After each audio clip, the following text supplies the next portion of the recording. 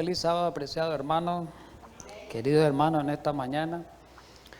Siempre es un gozo venir a estudiar la palabra de Dios, siempre es un gozo ir los sábados a la iglesia como acostumbraba Jesús.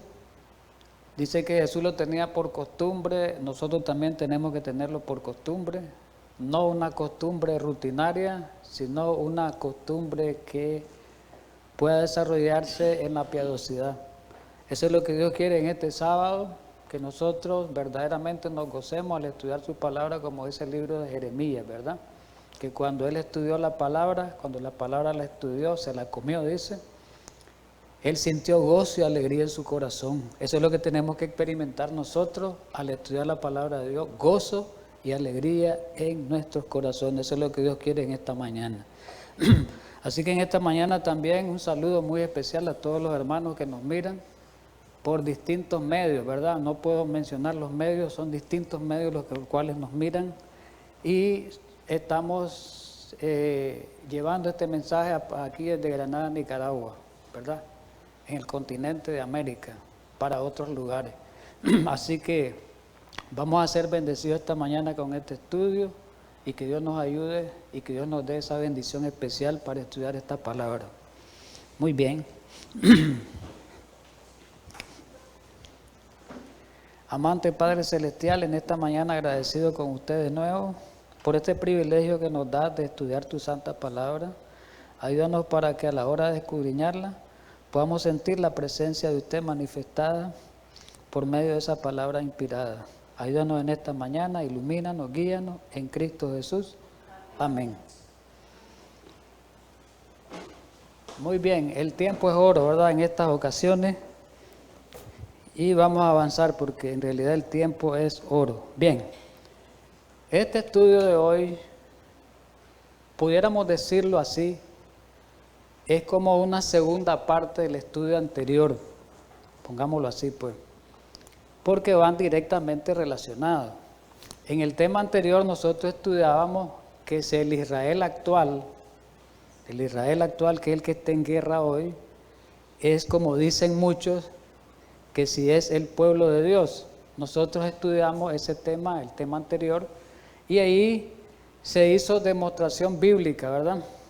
La pura Biblia, la demostración bíblica dejó demostrado que el Israel actual no es pueblo de Dios y que Israel antiguo perdió ese derecho de ser pueblo de Dios cuando rechazó al Mesías, cuando mató al Mesías.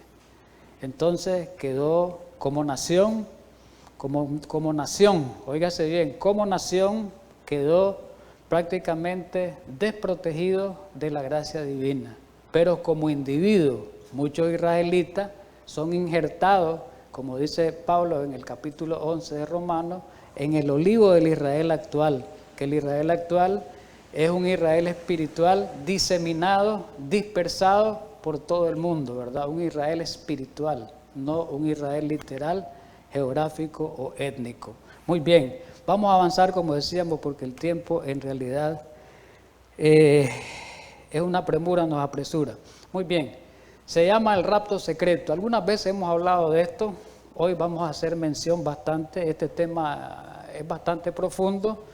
Vamos a dar quizás la parte más importante, algunas pautas muy relevantes, sencillas, básicas, para que entendamos bien esto del rapto secreto, que es una doctrina muy difundida en el mundo protestante evangélico. Y el tema se llama el rapto secreto. Una pregunta, ¿será que esto sea una realidad o una ficción? Como quien dice, ¿es verdad o es mentira el rapto secreto? Entonces el título se llama el rapto secreto, realidad o ficción. Entonces eso es lo que vamos a demostrar con el estudio de hoy, si es verdad el rapto secreto, si tiene sostén bíblico o es una doctrina falsa. Muy bien. Comencemos la introducción. Muchos cristianos hoy, en la actualidad, creen que el segundo regreso de Jesús ocurrirá en dos fases distintas.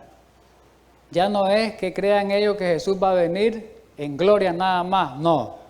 Va a haber otra fase antes, preliminar, antes que Él venga con poder y gloria. Entonces ellos le llaman a esa primera fase el rapto secreto. Y a la segunda fase, que Él va a venir con poder y gloria, le llaman su venida en gloria. Eso lo podemos ver, lo vamos a ver ilustrado en una gráfica después. Entonces, vamos a ver esa primera fase, el rapto secreto, lo que le llaman, repito, las dos fases. Esa primera fase puede ocurrir en un momento cualquiera, según esa creencia, los que creen esa creencia. En ese instante Cristo va a recorrer una parte de su camino en la venida para la tierra, pero no va a venir directamente, no va a ser visto, no va a ser visible. Y allá, en ese momento que esté en un lugar, quién sabe dónde, según ellos, quién sabe dónde, en los aires dicen quién sabe dónde, va a resucitar a los muertos, óigase bien, a los muertos los va a resucitar, y después dice que va a transformar y glorificar a los que estén vivos y se los va a llevar hacia el cielo. Esa es la creencia.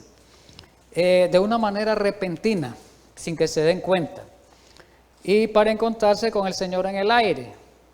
Pero en ese caso, la iglesia, que son los raptados, sean los que son resucitados y los que están vivos, la iglesia, que es la iglesia evangélica, dicen ellos, va a ascender al cielo y va a estar allá 7 años en el cielo literales, 7 años, para celebrar las bodas del Cordero, ¿verdad? Que hay en los cielos las bodas del Cordero, los 7 años celebrarla, y después de los 7 años el cumplimiento, vamos a verlo, van a regresar a la tierra. Esa es la creencia de la primera fase. ¿Y por qué se lo lleva Cristo? Para que no pasen por una gran tribulación, que de eso vamos a hablar más después.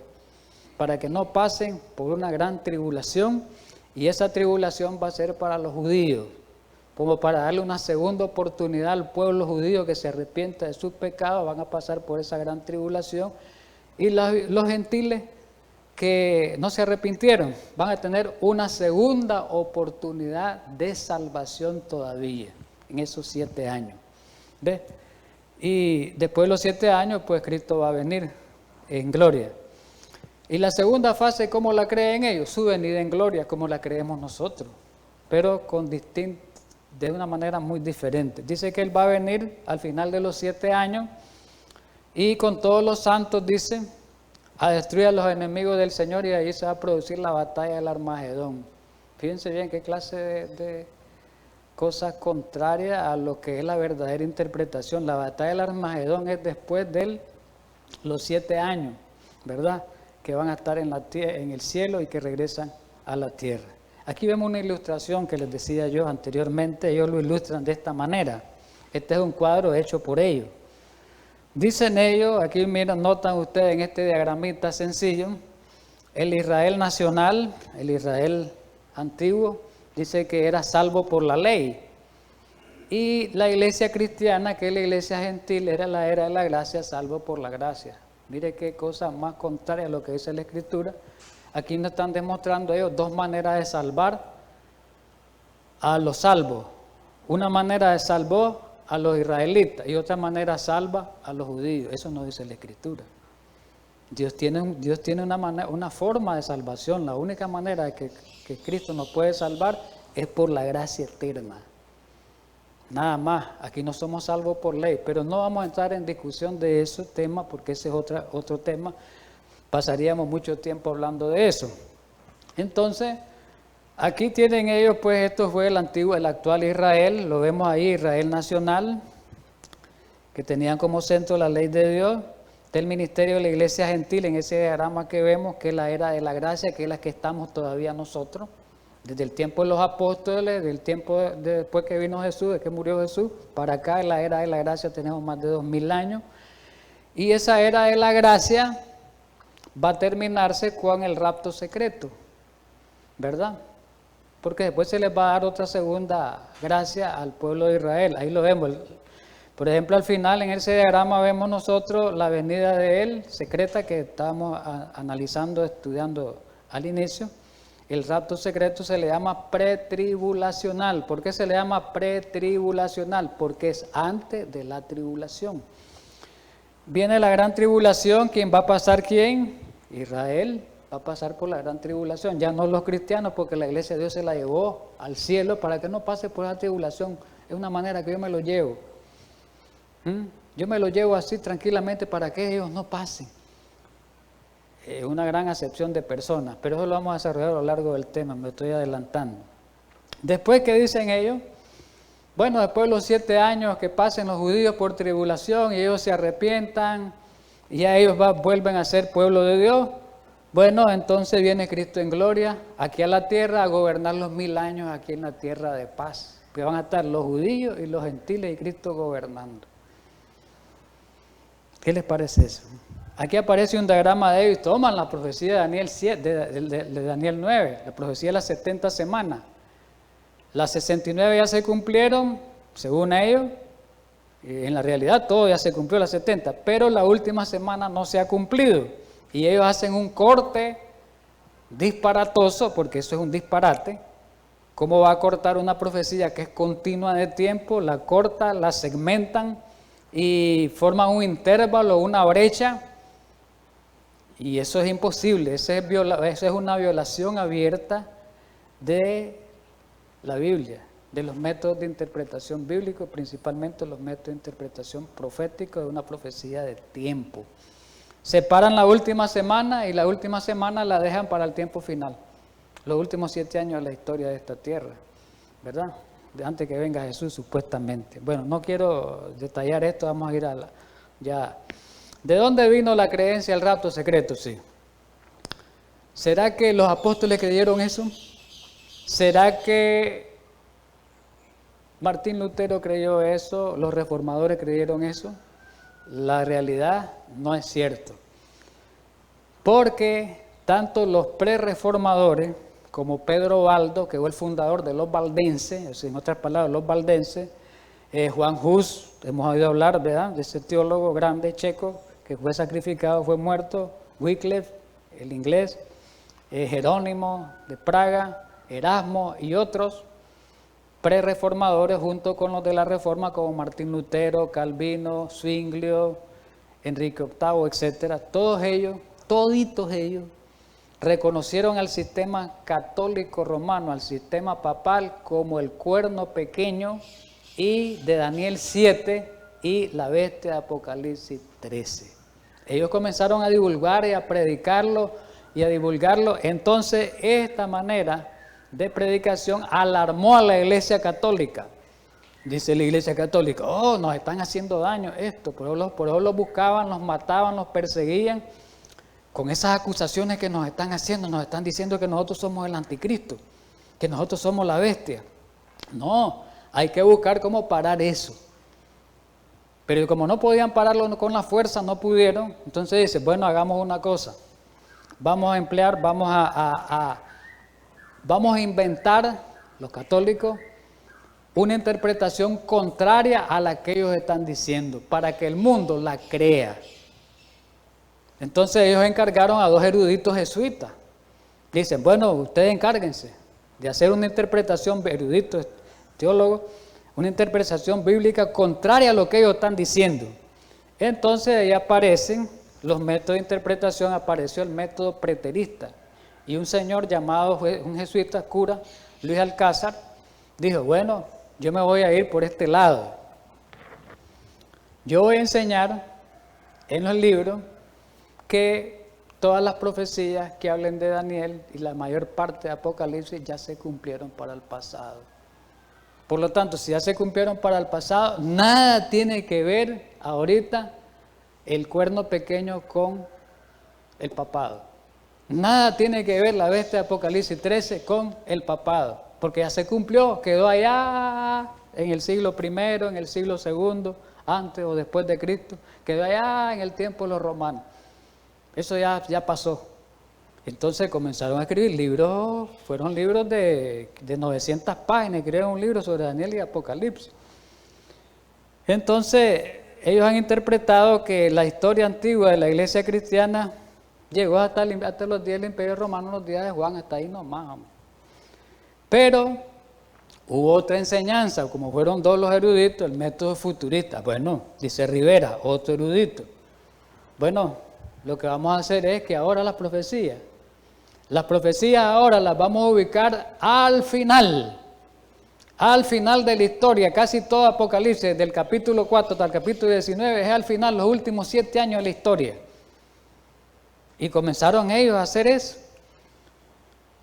Por ejemplo, aquí hay algunas muestras de lo que enseñaba el futurismo. Por ejemplo, Rivera, que el futurismo es el que crea más problemas, porque ahí viene la doctrina del rapto secreto. Mire lo que creía Rivera, que era español, hizo un comentario sobre Apocalipsis. ¿Qué creía Rivera?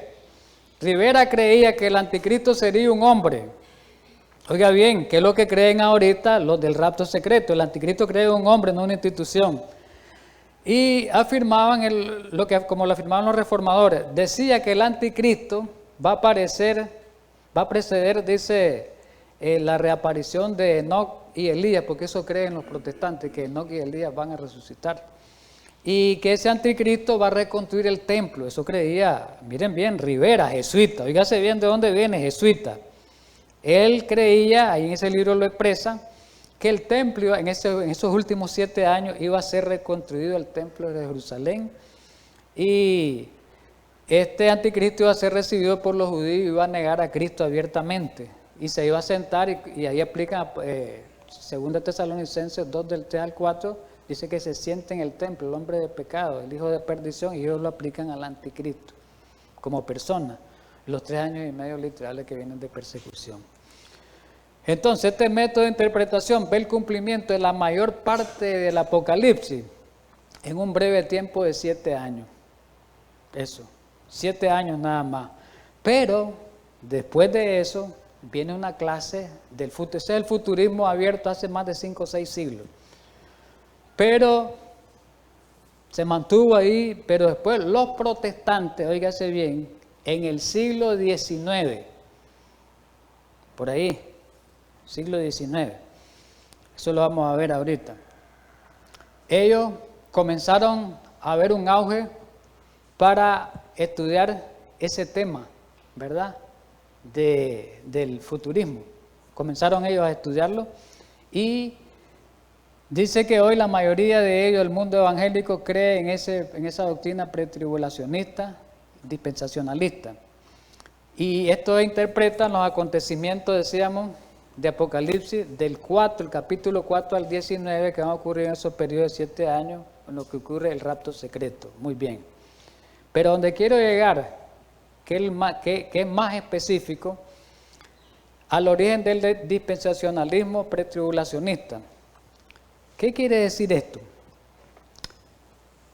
Que los protestantes, como decía, comenzaron a estudiar y comenzaron ya a acercarse a las interpretaciones católicas, y vino un señor, aquí está descrito, llamado John Derby, que era irlandés. A él se le puede considerar como el fundador, el padre, por así decirlo, el padre de los que creen esta doctrina del rapto secreto. Y este señor, a finales de los años 20 y 30, estamos hablando del siglo XIX, promulgó sus puntos de vista de esta doctrina dispensacionalista pretribulacionista que tiene que ver con el rapto secreto, y comenzó a divulgarla por el continente europeo. Después fue a Estados Unidos, hizo como 6 viajes, y ahí en Estados Unidos hubo un hombre que recibió esta enseñanza, se contagió con esta enseñanza y desarrolló más esta enseñanza del rapto secreto, que se llamó Cyril Scofield. Y este Cyril Scofield es famoso por su Biblia. Ahí la venden en las librerías evangélicas. La Biblia de Scofield. Vaya a preguntar usted a una librería. La Biblia de Scofield es cara. Esa librería actualmente aquí en Nicaragua vale más de $100. Es cara. La Biblia de Scofield.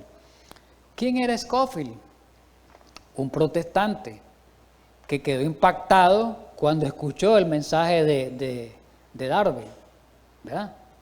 Quedó impactado y comenzó él a estudiar, a desarrollar más, y entonces en la Biblia de Scofield aparecen los comentarios al final, ¿verdad? Tienen como la Biblia Católica que tiene sus comentarios, como los escritos de Elena White que tienen sus comentarios, tienen comentarios respecto a la doctrina del rapto secreto bien sistematizada. Y esa Biblia es la que usan los pastores hoy en los institutos bíblicos, de enseñanza bíblico protestantes. Entonces, cuando reciben esa enseñanza los pastores, ellos la difunden a su feligresía, a sus miembros, y entonces aquellos oyen y ya quedan, tal vez ni la entienden, y ya quedan contaminados y ya dicen, el rapto secreto, y comenzaron a creer lo del rapto secreto. Me voy a salir de la historia, quiero seguir avanzando. Hay mucho más de la historia que puede hablar, pero vamos a entrar ya al detalle, porque el tiempo avanza. ¿Cuáles son los textos más utilizados? Hay varios textos, los más utilizados para demostrar esa enseñanza del rapto secreto. El texto clave de ellos, como quien dice, el texto clásico, o como dice alguien, el caballito de batalla de ellos, es 1 Tesalonicenses 4, del 16 al 17. Ellos lo toman. Vamos a verlo, si es verdad lo que ellos dicen. Recordemos que hay que ver algo que Pablo, que está hablando ahí en ese capítulo. Es importante ver el contexto. Pablo viene hablando, en ese capítulo está hablando de la venida del Señor, del versículo 13 de 1 Tesalonicenses 4. Si ustedes, el versículo 13, siguen el capítulo 5, los primeros 11 versículos, está hablando del mismo tema, está desarrollando, si ustedes se fijan lo que tienen sus Biblias y lo que la van a estudiar, viene desarrollando ese tema. ¿Por qué? Porque había una incertidumbre en la iglesia de Tesalónica con respecto a los muertos, a los que morían en el Señor, que eran familiares de los que estaban vivos, los feligreses que estaban vivos. Estaban muy preocupados, ¿qué iba a pasar con esos muertos? Le dicen a Pablo, ¿qué pasó? Entonces Pablo dice, no, le dice Pablo, ¿qué pasó? No se entristezcan, dice, ellos tienen esperanza, dice, así como Cristo resucitó, ellos también van a resucitar, y comienza Pablo a desarrollar el tema. Pero llega Pablo al versículo 16 y les dice claramente Pablo, porque el Señor mismo con voz de mando, 16, 1 Tesalonicenses 4, con voz de arcángel y con trompeta de Dios descenderá del cielo y los muertos en Cristo resucitarán primero. Pero ellos toman el 17, oiga bien, hasta lo subrayé, las frases clave. Luego, dice Pablo, nosotros los que vivimos, los que hayamos quedado, seremos arrebatados, frase clave. Está subrayada, juntamente con ellos en las nubes para recibir al Señor en el aire, y ahí estaremos siempre con el Señor. Entonces, ellos agarran aisladamente en el versículo 17, a veces ni toman en cuenta el 16, y dice, bueno, aquí habla de que vamos a ser arrebatados a las nubes, vamos en el aire. Y ellos demuestran, dicen ellos, bueno, en el aire quiere decir que Jesús, no lo vamos a ver. Esa es la interpretación de ellos, como dicen en el aire, a Jesús no lo vamos a ver, pero la Biblia dice que más adelante claramente que Jesús sí lo vamos a ver, no lo vamos a ver. Y la palabra arrebatado es clave, porque la palabra arrebatado, miremos, bueno, los que predican esa doctrina, ¿cómo interpretan este versículo? Que su venida es secreta, porque son arrebatados, son llevados, quiere decir, son llevados secretamente, porque como Jesús no lo miramos, no lo mira nadie, entonces se lo lleva secretamente, resucita a uno, transforma al otro y se lo lleva. Esa es la interpretación de ellos. Pero ¿cuál es la realidad? Miremos qué es la realidad del texto, volvamos de nuevo. En el 17, aquí lo tenemos de nuevo el texto, la palabra arrebatado, ¿qué significa? Tomar o trasladarlo con velocidad. Entonces, el que fue arrebatado fue tomado. Fue tomado. Es verdad que va a haber un arrebato cuando Jesús venga. Claro que sí, porque va a haber un traslado para arriba, ¿no? Hacia los cielos. Un arrebato va a haber. Va a haber un rapto, va a haber cuando Jesús venga, pero no secreto. Ese es el problema, ¿verdad? No secreto. Pablo más bien se refiere al acontecimiento en que los fieles son trasladados o tomados al momento de la segunda venida de Jesús. Esta es la segunda venida de Jesús en gloria, y lo vamos a mostrar, para encontrarse con Jesús, que viene en las nubes de los cielos, viene en las nubes de los cielos. Miremos, volvamos al mismo texto.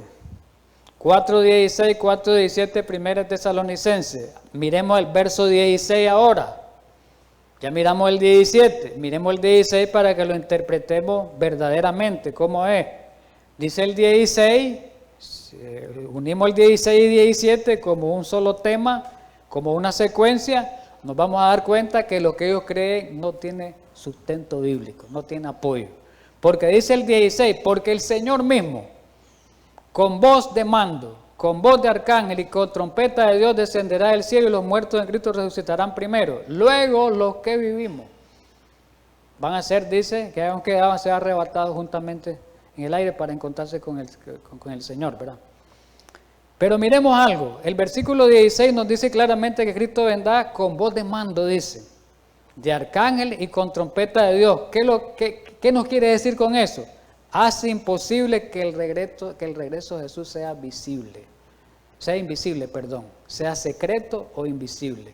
El versículo 16 le quita la posibilidad de que el versículo 17, ese arrebatamiento, sea secreto, porque el 16 me está diciendo que va a haber una semejante bulla. Al tocar trompeta va a haber un ruidaje, ¿verdad? Entonces la venida de Jesús es audible. La van a oír, no solo visible, más adelante vamos a mostrar los versículos, sino audible, que se va a oír. Entonces, este pasaje no se refiere a esa venida secreta que ellos dicen. Este pasaje se refiere a la segunda venida de Jesús con gran poder y gloria. ¿Estamos de acuerdo? Entonces, se fijan, vamos a seguir dando más muestras de este mismo pasaje, vamos a escudriñarlo más. Y miremos cuál es la creencia de ellos. Bueno, aquí vamos a poner la interpretación pretribulacionista o dispensacionalista, los que creen en el rapto secreto, dicen ellos, aquí se paran. Mire qué disparate es este, porque vamos a ver los paralelismos que hay con estos pasajes. Primera Tesalonicenses 4, 16 y 17 dicen, bueno, este es para el rapto secreto. Como son dos venidas, ellos agarran la segunda con dos fases. Bueno, y Mateo 24, el 30 al 31, que habla de una segunda venida, esa es la venida en gloria de eso. Entonces, eso cree. Aquí está presentada a la parte izquierda, mi izquierda, Primera Tesalonicenses 4:16, ahí muestra esos pasajes, según ellos, la interpretación pretribulacionista, lo que creen en el rapto secreto, es para demostrar el rapto secreto, para demostrar que Jesús secretamente se lleva a la gente. Pero la segunda no es para mostrar el rapto secreto, es la segunda venida en gloria, después de los 7 años de tribulación. Esta parte de aquí de Tesalonicense es ante la tribulación según la interpretación de ellos. Y la parte de Mateo 24 es después de la tribulación de los 7 años según la interpretación de ellos. Y vamos a darnos cuenta, analicemos frase por frase, que las dos cosas son un mismo evento. Demostrémoslo, que las dos cosas son un mismo evento, no son dos eventos distintos como creen ellos. Miremoslo, analicemos frases por frase. El verso 16 que dice 1 Tesalonicenses 4, del 16 al 17, y a la derecha está Mateo 24, 30 y 31. En el verso 16 dice, porque el Señor mismo con voz de mando, está subrayado, remarcado. Miremos la frase, con voz de arcángel y con trompeta de Dios. Oiga bien, voz de mando, voz de arcángel, tengamos en mente, y con trompeta de Dios. Vamos a Mateo 24. Miremos las similitudes. En el versículo 30 está hablando de la segunda venida de Jesús. Entonces aparecerá la señal del Hijo del Hombre en el cielo, y entonces lamentarán todas las tribus de la tierra y verán al Hijo del Hombre viniendo sobre las nubes de los cielos, con poder y gran gloria. ¿Son similares lo que expresan con distintas palabras estos dos pasajes? Sí. Porque aquí está hablando con poder y gran gloria, poder, gran gloria. Y aquí está hablando voz de mando, voz de arcángel y con trompeta de Dios. ¿Vamos bien ahí? Pero sigue el 31. El 31 dice que va a enviar a sus ángeles con gran voz. Aquí está igual, aparece en 1 Tesalonicenses 4:16, voz de mando, aparece en Mateo 24:31, gran voz de trompeta. Y aparece en Tesalonicenses 4:16 primera con trompeta de Dios. ¿Es similar o no es similar? ¿Hay similitudes o no hay similitudes? Entonces, si hay similitudes, son el mismo evento. No me van a decir que Tesalonicenses está hablando del rapto secreto y que Mateo 24 está hablando de la venida en gloria. No, son el mismo evento, esa es la realidad. Por lo tanto, el argumento que ellos presentan es un argumento falso. No tiene evidencia ni sustento bíblico. Vamos a continuar, sí, con los paralelismos. Miremoslo. Miremos este paralelismo grande. Ahora son tres. El mismo Pablo en dos partes, en Corintios y en Tesalónica, y Jesús en Mateo. Volvamos de nuevo. Si nosotros miramos los dos primeros, ya los vimos, ya demostramos, Tesalonicenses 4:16 y Mateo 24:30 y 31, ahí habla con gran poder, con gran gloria, con voz de trompeta. Pero si vamos a 1 Corintios 15:52, que está hablando de la resurrección, ahí aparece y se refiere a la segunda venida de Jesús, que se tocará la trompeta. Entonces, en Tesalonicenses 4:16 primera, en Mateo 24:30 y 31 y en 1 Corintios capítulo 15, 51 en adelante, está hablando de la segunda venida de Jesús en gloria, la única, el único evento. No está hablando ahí de dos eventos distintos. ¿Qué más muestra? Ahora vamos a detalles más importantes. Dice que su segunda venida va a ser visible, porque ellos dicen, hablan de secreto, aunque ellos dicen que va a ser visible cuando venga en gloria, va a ser visible, todo el mundo lo va a ver, pero en la primera, secreto. Entonces dice 24:27, dice que Jesús, ¿verdad? Es comparado, dice, porque como el relámpago, la venida de Jesús, como el relámpago que sale del oriente y se muestra hasta el occidente, así va a ser la segunda venida, que se va a mirar por todo el planeta. Y Mateo 24:30 dice que va a venir sobre las nubes de los cielos. Si va a venir sobre las nubes de los cielos, y Apocalipsis, Juan remata cuando dice que todo ojo le verá. Aquí vienen las nubes de los cielos, todo ojo le verá. Por lo tanto, todos estos pasajes hablan de que Cristo va a venir de una manera visible y que todo el mundo lo va a ver, de los que estén vivos. ¿Estamos de acuerdo? Pero no solo eso.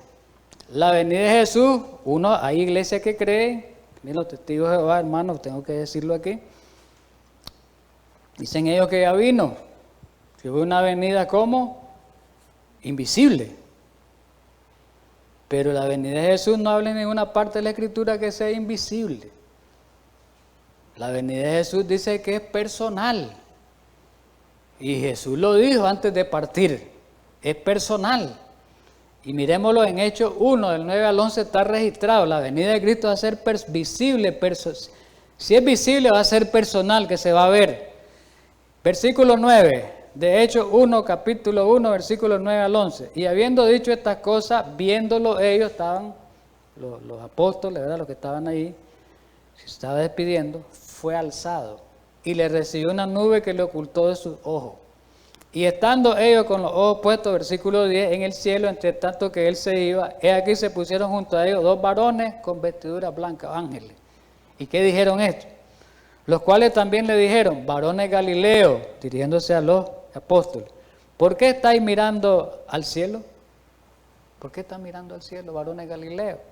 Este mismo Jesús, que ha sido tomado de vosotros al cielo, así vendrá, oiga bien, este es clave, está subrayado, así vendrá como le habéis visto ir al cielo. ¿Cómo va a venir Jesús? Como se fue. ¿Y cómo se fue? ¿En espíritu? Como dicen alguien por ahí, no, fue personal su cuerpo, en persona, se miraba en persona, personal, así va a venir Cristo, su venida va a ser personal. Sigamos hablando más. Hay otros pasajes que ellos utilizan y hay muchos pasajes en las Escrituras que hablan de la venida de Jesús como un ladrón en la noche. Solamente voy a poner Tesalonicenses porque lo habla Pedro, lo habla Pablo en otros lugares y lo dijo Jesús también en el último sermón, pero no voy a poder poner todos esos textos. Dice en 1 Tesalonicenses 5, del 2 al 4, hablando de la segunda venida de Jesús, repito, ahí está hablando, ya lo dijimos. Versículo 2, porque vosotros sabéis perfectamente que el día del Señor vendrá así como ladrón en la noche. Que cuando digan paz y seguridad, entonces vendrá sobre ellos, dice, destrucción repentina. Me voy a saltar. El 4, mas vosotros, hermanos, no estáis en tinieblas para que aquel día os sorprenda como ladrón. Entonces dicen ellos, ¿ves? Como ladrón. ¿Cómo llega el ladrón a una casa? El argumento que tienen ellos, los que creen esa doctrina del rapto secreto. Nadie lo mira, secreto. De pronto. Nadie, no es visible. Así va a venir, dicen ellos. Pero lo que está tratando de decir ahí Pablo y Jesús también, lo dijo en Mateo, que la venida de Jesús no está diciendo, ahí está mostrando que va a ser secreta, sino lo que está demostrando es que para el que no se prepare, oiga bien, para el que no se prepare para su venida le va a tomar como una sorpresa. Va a ser inesperada, como cuando un ladrón llega a una casa. El que está preparado, se va a encontrar con el ladrón, ¿sí o no? ¿Verdad? Pero el que no está preparado, ¿qué va a pasar?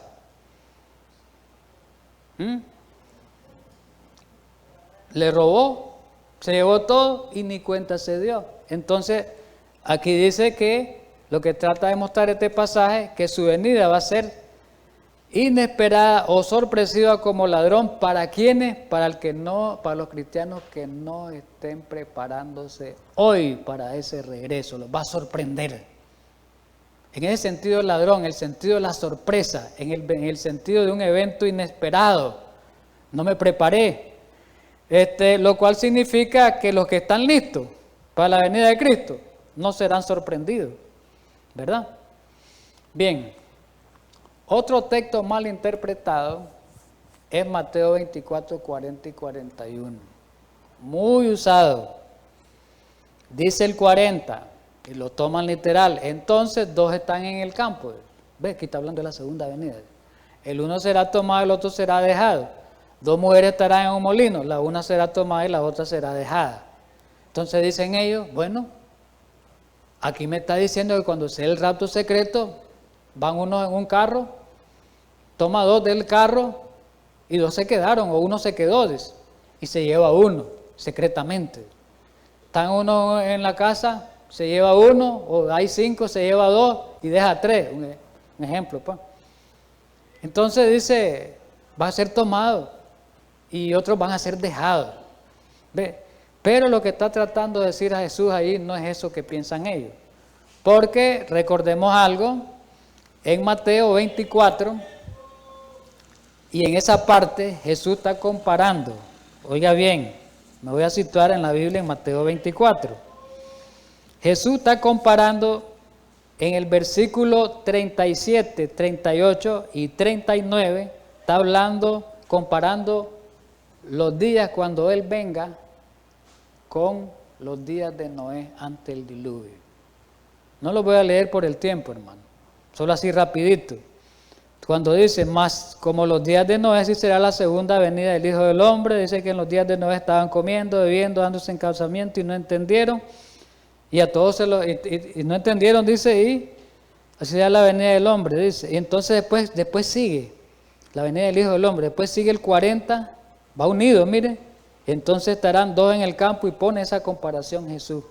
Ahora, si aplicamos el contexto inmediato que acabamos de leer estos pasajes, y leemos esos versículos que acabo de leer, el versículo del 37 al 39, podemos notar que Jesús está comparando su segunda venida como los días de Noé durante el tiempo del diluvio.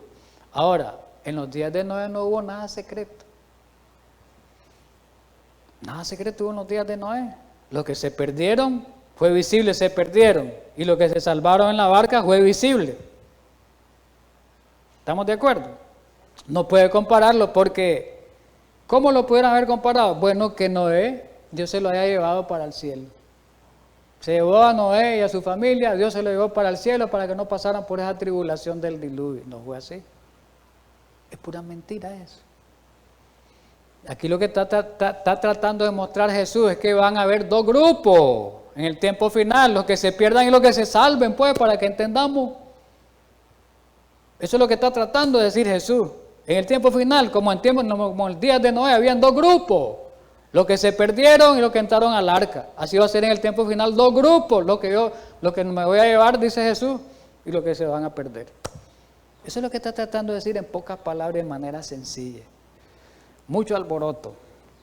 Otra cosa importante es, dicen ellos, los que tienen la doctrina del rapto secreto, que la iglesia no pasará por la gran tribulación. Vamos a ver si es verdad eso. En primer lugar, Cristo nunca, oiga bien, prometió a su iglesia un rapto pretribulacional, secreto, para sacarla de este mundo, nunca. Más bien él prometió protegerla en medio de la tribulación. Vamos a poner ejemplos. Pongamos el ejemplo de Noé. Noé era un hombre perfecto, dice la Biblia. Un hombre fiel, obediente a los mandatos de Dios, él y su familia. ¿Qué hubiera hecho Dios? Bueno, me voy a llevar a Noé y a su familia y que mueran todos los demás aquí. ¿Hizo Dios eso? No. Dice, bueno, Noé, va a pasar por el diluvio, Noé, pero hacete un arca. Y en esa arca el que se salve, pero van a pasar, van a ver las tempestades y todo, van a estar ahí en el alboroto, Noé. Lo sacó así milagrosamente. Pero qué lindo estos hermanos, con respeto. Ahora porque viene la gran tribulación, dicen, los va a liberar Jesús, se los lleva para que no pasen. Pero Cristo no ha prometido, no le ha prometido a su iglesia, vamos a ver muchos pasajes, que no vamos a pasar por tribulaciones. Ha prometido, pero que en medio de la tribulación Él nos va a dar ayuda, nos va a dar fuerza para que podamos pasarla y resistir esa tribulación. No tiene ninguna corona la iglesia última para que sea, porque esa es la última iglesia, entonces me la voy a llevar, porque es la última. Ahí estamos poniendo a Dios como un Dios acepcionista, ¿verdad? Como un Dios acepcionista, que hace acepción de personas. Muy bien, vamos a poner ejemplos bíblicos. En la última oración de Jesús, registrada en San Juan 17, ¿qué dijo Jesús? De los discípulos de ese tiempo y los discípulos de todos los tiempos, porque recordemos que esa oración era para todos los tiempos también, tenía aplicaciones para todos los tiempos. ¿Qué dijo Jesús de sus discípulos?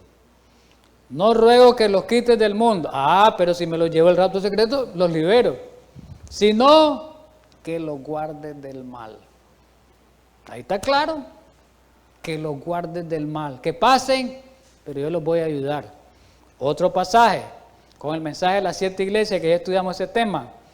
El mensaje de la iglesia de Filadelfia, aquí está en Apocalipsis 3:10. Es una promesa.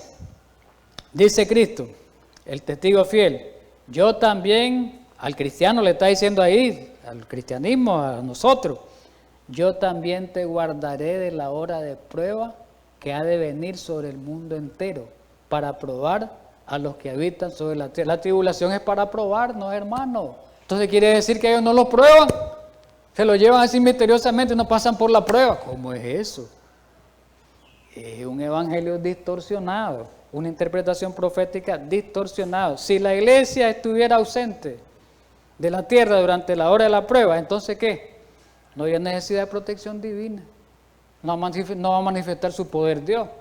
Miremos el caso, otro ejemplo, el caso por ejemplo, el de los hebreos, por ejemplo. Los 3 hebreos. ¿Qué hubiera hecho Dios? No voy a permitir que los metan en ese horno de fuego a ellos. No, los quita milagrosamente. Pasen por ahí. Pasen. Yo les voy a ayudar. Su fe, les probó su fe. Pasen, yo los voy a ayudar. ¿Qué hizo con Daniel? Lo mismo. Daniel fue probado. Pasó Daniel la prueba. Los hebreos pasaron la prueba. En el tiempo final la iglesia va a ser probada y va a pasar la prueba. Es más bien en las pruebas que Dios refina a la iglesia. Va a refinar a la iglesia, va a pulir a la iglesia, nos va a pulir a nosotros. Más bien ahí es donde nosotros vamos a reflejar el verdadero carácter de Jesús. En las pruebas, dice, en las vicisitudes, es que nosotros vamos a reflejar el carácter de Jesús, el verdadero y fiel que se mantenga. Pero no así de esa manera. Miremos algunos ejemplos. Recordemos la vida del apóstol Pablo. Pasó por tribulaciones inmensas, los apóstatas fueron muertos. Por eso le digo, ¿qué corona va a tener esta iglesia para no pasar como pasó Jesús?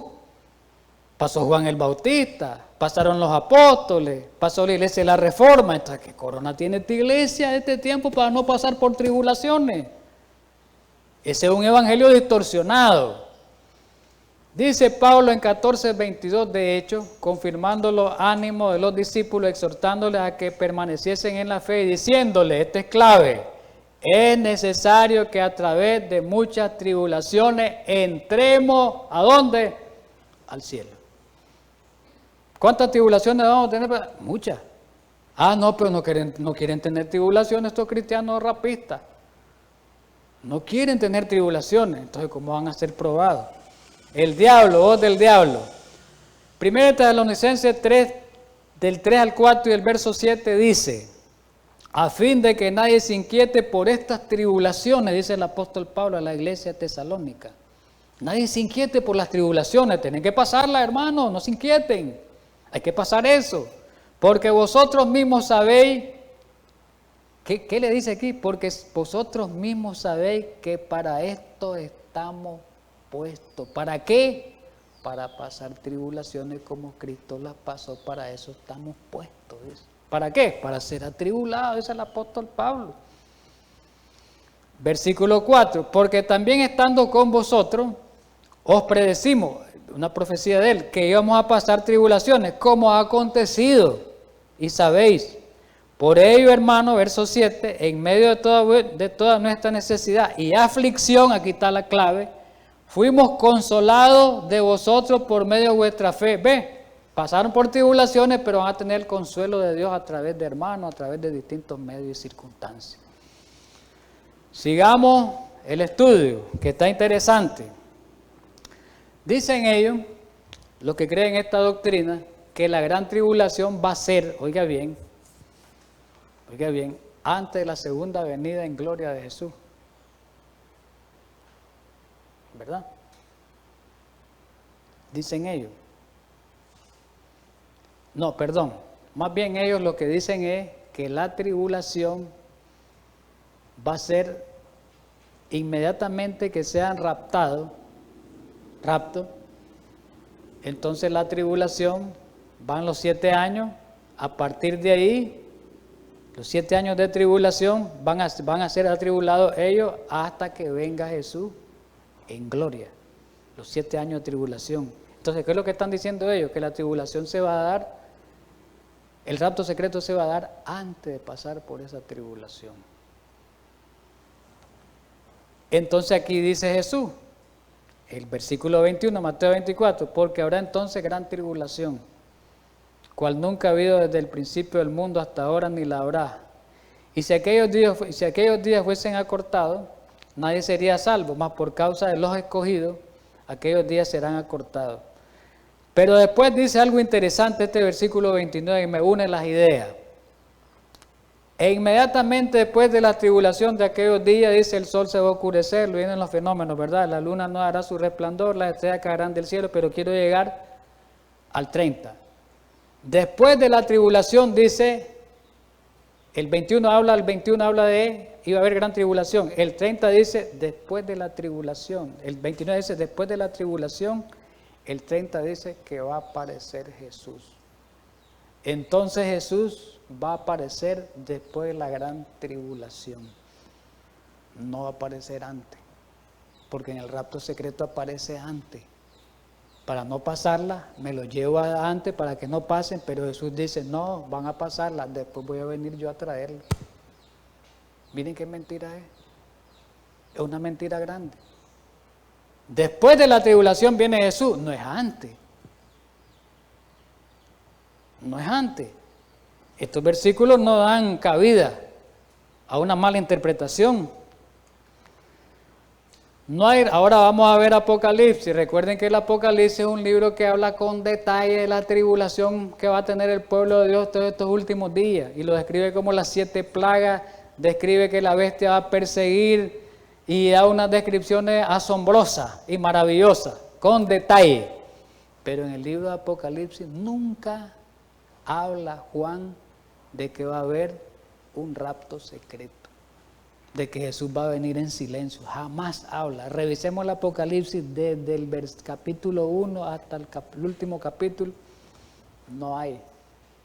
Hay que revisarlo, no hay. Apocalipsis. Si hubiera rapto secreto, Apocalipsis, Juan lo hubiera dicho en Apocalipsis porque es el libro de revelación que Dios le dio a su iglesia.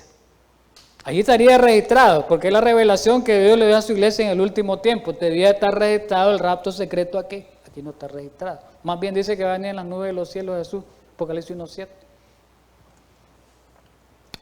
Miremos algo. Interesante esto. Ellos dicen de que los judíos son los que van a pasar por esa tribulación. Todos los judíos. La iglesia cristiana no, porque ya está en el cielo. Ya está en el cielo, no puede pasar por tribulación, es para los judíos. Pero aquí Juan en Apocalipsis no dice que es para los judíos la gran tribulación. Apocalipsis 7, que habla del sellamiento y la gran tribulación, no dice que es para los judíos. Apocalipsis 7:9, vamos a leer del 13 al 14, dice el 9. Después de esto yo miré y aquí una gran multitud de los redimidos, la cual nadie podía contar. ¿De dónde venía esa multitud? De Israel. De Israel, no dice Israel, de todas las naciones, tribu, pueblo y lengua, no venían de Israel. Y después que dice, no leo literal, y después el verso 13 que dice, entonces uno de los ancianos habló diciéndome, en la visión Juan, estos que están vestidos de ropa blanca, los salvos, de la gran multitud, ¿quiénes son y de dónde han venido? Yo le dije, versículo 14, Señor, tú lo sabes. Y él me dijo, estos son los que han salido de la gran tribulación, los que han lavado su ropa y se han emblanquecido en la sangre del Cordero. Entonces, los que salen de la gran tribulación, dice el verso 14, ¿de dónde salen? Del pueblo de Israel, de todas las naciones, de todo el mundo, pues salen. ¿Por qué? Porque el cristiano verdadero, los cristianos fieles están diseminados por todo el mundo. No hablemos de Israel en una nación. Entonces, ese argumento, votado también, desacreditado también, de que dice que la tribulación es para los judíos. Este versículo me dice categóricamente que la tribulación no es para los judíos, es de todos los cristianos verdaderos, fieles, que guardan los mandamientos de Dios, tienen el testimonio de Cristo y tienen la fe de Jesús. Esos son los que pasan por esa gran tribulación y vienen de toda nación, tribu, lengua, Estados Unidos, de Europa, de África, de Asia, de América y de todos los lugares. No hay por dónde confundirse. Hay muchos más estudios sobre esto profundo, pero estamos dando pautas sencillas para que se entienda. Interesante, ya vamos cerca de la terminación. La iglesia pasa por la tribulación, pero no por la ira de Dios. Eso es importante.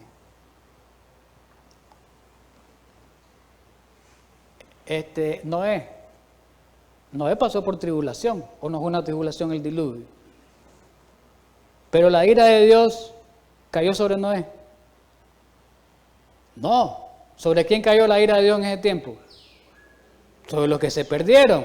Entonces Noé pasó por la tribulación, pero la ira de Dios no cayó sobre ellos. De igual manera va a ser en el tiempo final. El pueblo elegido de Dios va a pasar por tribulación, pero no la ira de Dios va a ser derramada sobre ellos, porque Dios los va a ayudar, los va a liberar. Daniel 12:1 dice, en aquel tiempo se levantará Miguel, el gran príncipe que está de parte de tu pueblo, y será tiempo de angustia, cual nunca ha habido desde que hubo gente. Y en ese tiempo va a ser libertado su pueblo, que se ha escrito en el libro. ¿Estamos de acuerdo? Entonces, Apocalipsis, aunque haya persecución, aunque esté muriendo todo el mundo, pero Dios en medio de esa persecución, en medio de esa ira de las 7 plagas, Dios va a ayudar a su pueblo. Vamos a concluir. Final. Conclusión. Con todos los argumentos que presentamos, podemos concluir que la enseñanza del rapto secreto de ellos, que ellos dicen, para levantar a su iglesia ante la tribulación final, es un error. Ya lo vimos, y carece de apoyo bíblico. ¿Qué pasaría con esto si se cree esto? Tal creencia, el rapto secreto, hace culpable a Dios de ser un Dios que hace acepción de personas al otorgar un trato preferencial a la iglesia que es levantada y maltratar a los judíos. ¿Cómo va a ser posible que un Dios de amor haga acepción de personas? Sí, yo te llevo. Y vos quedate aquí, vos sufrís. La Escritura enseña que la segunda venida de Cristo es un evento único. Hoy lo vimos, no son dos eventos. No es secreto y visible, no. Es un solo evento que ocurrirá después de la gran tribulación y será experimentado por creyentes, lo demostramos con Apocalipsis 7, de todas las edades y de todas las razas. Así que, mi querido hermano, no tiene sustento esa enseñanza bíblica. Así que Dios nos ayude con estos dos temas. Creo que damos por entendido, por clausurado con estos dos temitas, que Israel nada tiene que ver en la profecía del Israel actual. Como nación, como individuos pueden ser salvos.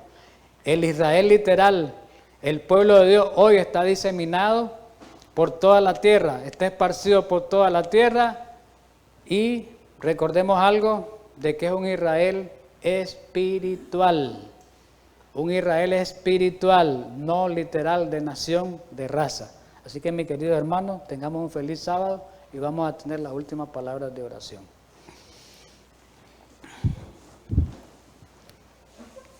Amante Padre Celestial, infinitamente gracias a esta hora por guiarnos, ayudarnos, iluminarnos, Señor. Danos de tu ayuda para que podamos salir victoriosos en este conflicto que tenemos ante las huestes satánicas. En Cristo Jesús. Amén.